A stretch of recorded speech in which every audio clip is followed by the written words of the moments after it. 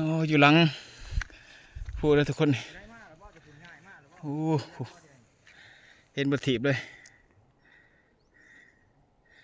เธอลุ่มแมนผู้บรรยากาศดีล้าบรรยากาศนี่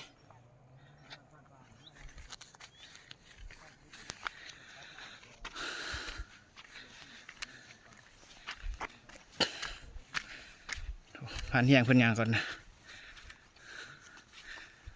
ไปเลาะเบิ่งแหวเพิ่นเด้หาวัดถือมากเวอร์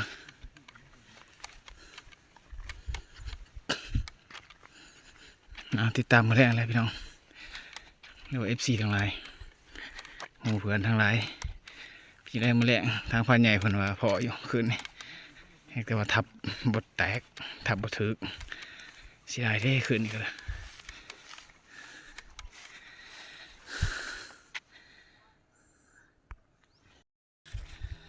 ความสวยงาม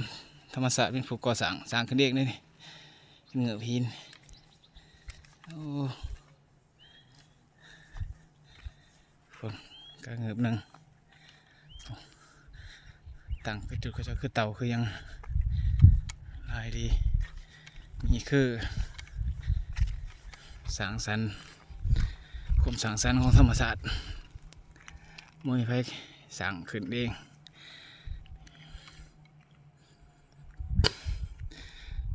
มาอยู่นี่ถือว่าจุดสูงที่สุดเห็นกวางถีบด้วย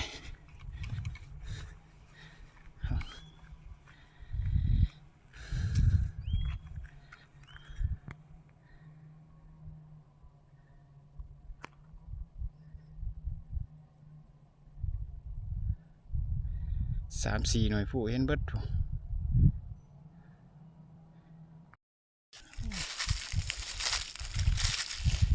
นี่คือธรรมศาสตร์ที่ผูกปัดแตงนะโบแมนคนเห็ดคนโจมเลยนี่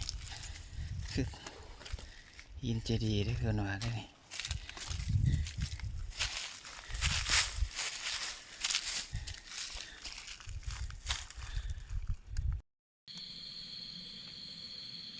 ผลงาน